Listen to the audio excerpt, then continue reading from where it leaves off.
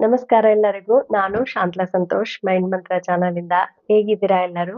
ನನ್ನ ಒಂದು ಚಾನಲ್ಗೆ ಹೊಸದಾಗಿ ಹಲವಾರು ಜನ ಸಬ್ಸ್ಕ್ರೈಬ್ ಮಾಡ್ಕೊಂಡಿದ್ದೀರಾ. ಅವ್ರಿಗೆಲ್ಲರಿಗೂ ಸಹ ಧನ್ಯವಾದಗಳು. ನಾನು ಈ ದಿನ ಅತಿಯಾಗಿ ದುಃಖಕ್ಕೆ ಒಳಗಾದಾಗ ಕೆಲವೊಂದು ಸರಿ ವ್ಯಕ್ತಿಗಳು ದುಡುಕಿ ಹಲವಾರು ನಿರ್ಧಾರಗಳನ್ನ ತಗೊಳ್ತಿರ್ತಾರೆ. ಅಂದ್ರೆ ದೈಹಿಕ ಹಿಂಸೆಗೆ ಒಳಗಾಗ್ತಾ ಇರ್ತಾರೆ. ಉದಾಹರಣೆಗೆ ಕೈಯನ್ನ ಕೊಯ್ಕೊಳ್ಳೋದಿರಬಹುದು, ಅಥವಾ ತಾವು ಹಾಕಿಕೊಳ್ಳುತ್ತಿರುವ ಅಂದ್ರೆ ಯಾವುದಾದ್ರೂ ಆರೋಗ್ಯ ಸಮಸ್ಯೆ ಇದ್ರೆ ಮಾತ್ರೆಗಳನ್ನ ತೆಗೆದುಕೊಳ್ತಾ ಇದ್ರೆ ಮಾತ್ರೆಗಳನ್ನ ಬಿಟ್ಟು ಬಿಡೋದಿರಬಹುದು, ಅಥವಾ ಸರಿಯಾದ ಊಟವನ್ನೇ ಸೇವಿಸದೆ ಹಾಗೇ ಇರಬಹುದು. ಆಮೇಲೆ ಅವರ ಒಂದು ದೈನಂದಿನ ಎಲ್ಲಾ ಚಟುವಟಿಕೆಗಳನ್ನ ಅವರು ನಿಲ್ಲಿಸ್ಬಿಟ್ಟು ಸುಮ್ನೆ ಒಂದತ್ರ ಕುತ್ಕೊಂಡು ಆಲೋಚನೆ ಮಾಡೋದಿರ್ಬಹುದು, ಅಥವಾ ದೈಹಿಕವಾಗಿ ಅವರ ಒಂದು ದೇಹವನ್ನ ಹಿಂಸೆಗೆ ಗುರಿಪಡಿಸ್ಕೊಳ್ಳೋದಿರೋದು. ಈ ತರದ ಹಲವಾರು ಪ್ರಕರಣಗಳು ಜಾಸ್ತಿ ಆಗ್ತಾ ಇದೆ. ಇದರಲ್ಲಿ ವಿದ್ಯಾರ್ಥಿಗಳೂ ಸಹ ಜಾಸ್ತಿ ಜನ ಇದ್ದಾರೆ.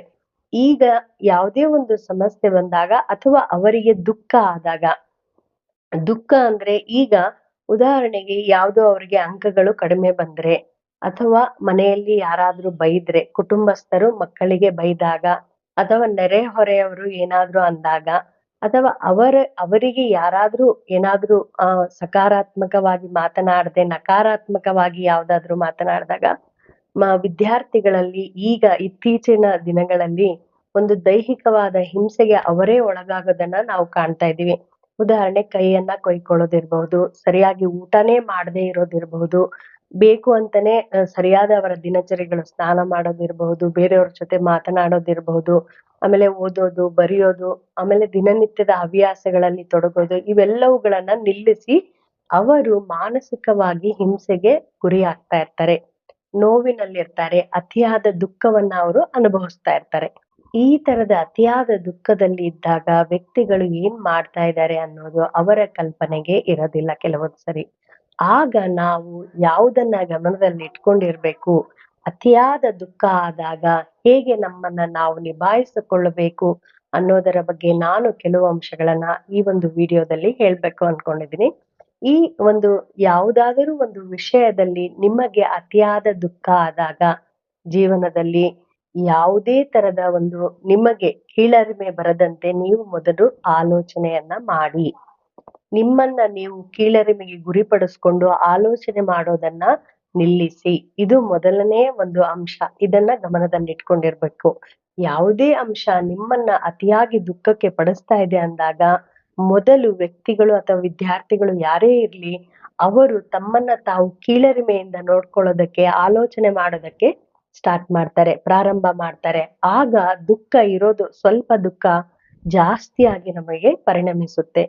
ಯಾವಾಗ್ಲೂ ಸಹ ಯಾವುದೇ ಅಂಶವನ್ನ ನಾವು ಯೋಚನೆ ಮಾಡ್ಬೇಕಾದ್ರೆ ನಮ್ಮನ್ನ ನಾವು ಕೀಳರಿಮೆಯಿಂದ ನೋಡೋದನ್ನ ಮೊದಲು ನಾವು ತಡೆಗಟ್ಟಬೇಕು. ಆದ್ಮೇಲೆ ಅತಿಯಾದ ದುಃಖ ಇದ್ದಾಗ ನಾವು ಆ ಪರಿಸ್ಥಿತಿಯನ್ನ ನಾವು ಒಪ್ಪಿಕೊಳ್ಬೇಕಾಗತ್ತೆ. ಈ ಪರಿಸ್ಥಿತಿ ಈ ತರ ನನಗೆ ಬಂದಿದೆ, ಇದನ್ನ ನಾನು ಒಪ್ಪಿಕೊಳ್ಬೇಕು, ಇದರ ಜೊತೆಗೆ ನನ್ನ ಜೀವನವನ್ನ ನಾನು ಸಾಗಿಸ್ಬೇಕು, ಇದನ್ನು ಸರಿಪಡಿಸೋದು ನಿಭಾಯಿಸೋದು ಹೇಗೆ ಅಂತ ಆಲೋಚನೆ ಮಾಡೋದಕ್ಕೆ ನೀವು ಒಂದೇ ಸರಿ ಆಲೋಚನೆ ಮಾಡೋದಕ್ಕೆ ಬರೋದಿಲ್ಲ. ಇದಕ್ಕೆ ಸ್ವಲ್ಪ ಸಮಯ ಬೇಕು. ಸೊ ಆ ಒಂದು ಸಮಯವನ್ನ ನಿಮಗೆ ನೀವೇ ಕೊಡ್ಬೇಕಾಗತ್ತೆ. ಕೆಲವು ತಿಂಗಳುಗಳ ಕಾಲ ಇರಬಹುದು, ಅಥವಾ ಕೆಲವು ವಾರಗಳು. ಒಂದು ವಾರದ ಮಟ್ಟಿಗೆ ಅತಿಯಾದ ದುಃಖದಲ್ಲಿದ್ದಾಗ ಸ್ವಲ್ಪ ಸಮಾಧಾನವನ್ನ ನಿಮ್ಮನ್ನ ನೀವೇ ಮಾಡ್ಕೊಳ್ಬೇಕಾಗತ್ತೆ. ಇಲ್ಲಿ ಯಾವುದೇ ಒಂದು ದುಃಖ ಆದಾಗ ಅಥವಾ ದುಃಖದಲ್ಲಿ ಯಾರೇ ಇದ್ದಾಗ ಅದನ್ನು ಸರಿಯಾಗಿ ಅವರು ಮತ್ತೆ ದಿನನಿತ್ಯ ಜೀವನಕ್ಕೆ ಬರೋವರೆಗೂ ಅವರಿಗೆ ಸ್ವಲ್ಪ ಕಾಲಾವಕಾಶ ಬೇಕೇ ಬೇಕು. ಯಾರೇ ಆದ್ರೂ ಅದಕ್ಕೆ ನಮ್ಮ ಒಂದು ದಿನಚರಿಯಲ್ಲಿ ಸ್ವಲ್ಪ ಹೆಚ್ಚು ಕಡಿಮೆ ಆದ್ರೂ ಸಹ ಮತ್ತೆ ಅದರ ಬಗ್ಗೆ ಆಲೋಚನೆ ಬೇಡ. ಕೆಲವು ದಿನಗಳು 7 ದಿನಗಳಿರಬಹುದು, ಅಥವಾ 20 ದಿನಗಳು 21 ದಿನಗಳಿರಬಹುದು, ಅಥವಾ 1 ತಿಂಗಳ ಮೇಲೆ ಇರಬಹುದು. ಕೆಲವೊಂದು ಸರಿ ಆಘಾತ ಆಗಿರುತ್ತೆ, ದುಃಖ ಜಾಸ್ತಿ ಆಗಿರುತ್ತೆ.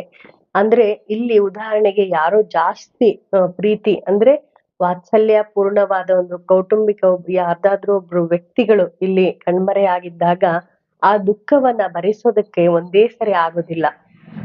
ಕೆಲವೊಂದು ಸರಿ ಅವ್ರಿಗೆ ವ್ಯಕ್ತಪಡಿಸಕ್ಕೂನು ಸಹ ಆಗೋದಿಲ್ಲ ಹಲವರ ಹತ್ರ. ಸೊ ಅಂತವ್ರು ಏನ್ ಮಾಡ್ತಾರೆ, ದೈಹಿಕವಾಗಿ ಅವರೇ ಹಿಂಸೆಗಳನ್ನ ಅನುಭವಿಸೋದು, ನಾನ್ ನಿಮಗೆ ಮುಂಚೆ ಹೇಳಿದ ತರನೇ ಅವರೇ ದೈಹಿಕವಾಗಿ ನೋವನ್ನ ಕೊಟ್ಕೊಳ್ಳೋದು ಈ ತರ ಎಲ್ಲ ಮಾಡ್ತಿರ್ತಾರೆ. ಸೊ ಅದು ಯಾಕೆ ಮಾಡ್ತಿರ್ತಾರೆ ಅಂದ್ರೆ ಅತಿಯಾದ ದುಃಖ ಅವರಿಗೆ ಆವರಿಸಿರುತ್ತೆ.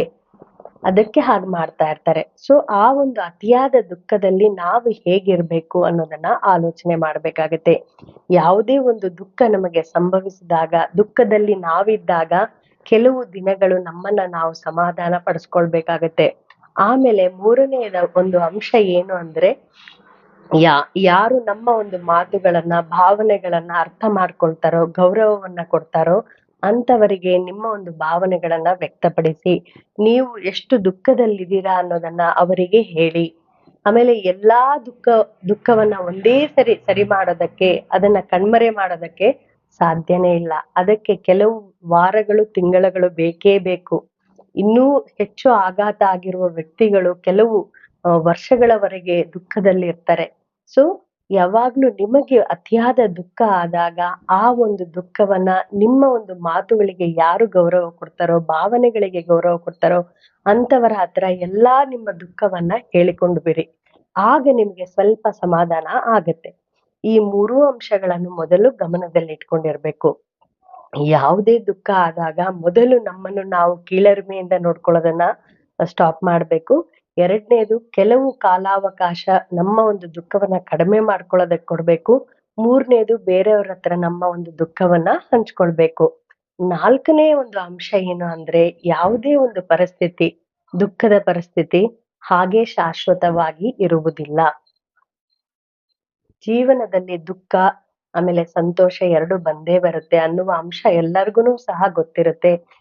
ಯಾರೆಲ್ಲಾ ವ್ಯಕ್ತಿಗಳು ದುಃಖದಲ್ಲಿದಾರೋ ಶಾಶ್ವತವಾಗಿ ಯಾವಾಗ್ಲೂ ಸಹ ದುಃಖದಲ್ಲಿರ್ತಾರಾ? ಇಲ್ಲವೇ ಇಲ್ಲ. ಅದ್ರಿಂದ ನಿಜವಾಗ್ಲೂ ಹೊರಗ್ ಬರ್ತಾರೆ. ಆದರೆ ಅದಕ್ಕೆ ಪೂರಕವಾಗಿ ನಿಮ್ಮ ಪ್ರಯತ್ನನೂ ಸಹ ಇರ್ಬೇಕು. ಸೊ ಕೆಲವು ವಾರಗಳು ಆದ್ಮೇಲೆ ನಿಮ್ಮ ದುಃಖವನ್ನ ಹೇಗೆ ನಿಭಾಯಿಸ್ಬೇಕು, ಅದರಿಂದ ಹೇಗೆ ಹೊರಗ್ ಬರ್ಬೇಕು ಅನ್ನೋದನ್ನ ನೀವು ಆಲೋಚನೆಯನ್ನ ಮಾಡ್ಬೇಕು. ಇಲ್ಲಿ ಯಾರೇ ವ್ಯಕ್ತಿಗಳು ದುಃಖದಲ್ಲಿದ್ದಾಗ ದುಡುಕಿನ ನಿರ್ಧಾರಗಳು ಬೇಗ ತೆಗೆದುಕೊಂಡ್ ಬಿಡ್ತಾರೆ. ದೈಹಿಕ ಒಂದು ಹಿಂಸೆ ಮಾಡ್ಕೊಳ್ಳೋದು, ಪ್ರಾಣವನ್ನ ತೆಗೆದುಕೊಳ್ಳೋದು, ಬೇರೆಯವರ ಪ್ರಾಣವನ್ನ ತೆಗೆಯೋದು, ಈ ತರ ದುಡುಕಿನ ನಿರ್ಧಾರವನ್ನ ತೆಗೆದುಕೊಳ್ತಾ ಇರ್ತಾರೆ. ಅದನ್ನು ತಡೆಯಲು ಈ ಎಲ್ಲಾ ಒಂದು ಅಂಶಗಳು ಬಹಳ ಉಪಯೋಗಕಾರಿ.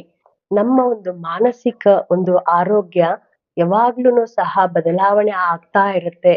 ಹೇಗೆ ಬದಲಾವಣೆ ಆಗ್ತಾ ಇರುತ್ತೆ ಅಂದ್ರೆ ನಮ್ಮ ಆಲೋಚನೆಗಳು ಮತ್ತು ನಾವು ವಾಸಿಸುತ್ತಿರುವಂತಹ ಪರಿಸರ ಅವುಗಳ ಮೇಲೆ ಪರಿಣಾಮವನ್ನ ಬೀರ್ತಾ ಇರುತ್ತೆ. ಅದಕ್ಕೋಸ್ಕರ ಯಾವುದೇ ಒಂದು ದುಃಖ ನಿಮ್ಮನ್ನ ವಿಚಲಿತರನ್ನಾಗಿ ಮಾಡ್ತಾ ಇದ್ರೆ, ಬೇರೆಯವರಿಗೆ ನೋವು ಕೊಡೋ ತರ ಮಾಡ್ಬೇಕು ಅನಿಸ್ತಿದ್ರೆ, ನಿಮಗೆ ನಿಮ್ಮ ಒಂದು ದೈಹಿಕವಾಗಿ ನೀವು ನೋವನ್ನ ಮಾಡ್ಕೊಳ್ಳೋ ತರ ಅನಿಸ್ತಾ ಇದ್ರೆ ಅದನ್ನ ಮೊದಲು ತಡೆಗಟ್ಟಿ. ಈಗಿನ ವಿದ್ಯಾರ್ಥಿಗಳು ಮತ್ತು ಯುವಕ ಯುವತಿಯರು ಯಾವ್ದಾದ್ರೂ ಒಂದು ದುಃಖದಲ್ಲಿದ್ದಾಗ ಅವರ ಒಂದು ದೈಹಿಕ ಹಿಂಸೆಯನ್ನ ಜಾಸ್ತಿ ಮಾಡ್ಕೊಳ್ತಾ ಇದ್ದಾರೆ. ಈ ಕೈಯನ್ನ ಕೊಯ್ಕೊಳ್ಳೋದಿರ್ಬಹುದು, ಬೇರೆಯವರಿಗೆ ಹಿಂಸೆ ಕೊಡೋದಿರ್ಬಹುದು, ಈ ತರದ ಪ್ರಕರಣಗಳು ತುಂಬಾ ಜಾಸ್ತಿ ಆಗ್ತಾ ಇದೆ. ಯಾವ್ದಾದ್ರು ಒಂದು ಶಾಲೆಗೆ ಹೋದಾಗ ಅಲ್ಲಿ ವಿದ್ಯಾರ್ಥಿಗಳನ್ನ ಮಾತನಾಡಿಸ್ಬೇಕಾದ್ರೆ ಇಂತಹ ಪ್ರಕರಣಗಳು ಜಾಸ್ತಿ ಬೆಳಕಿಗೆ ಬರ್ತಾ ಇದೆ.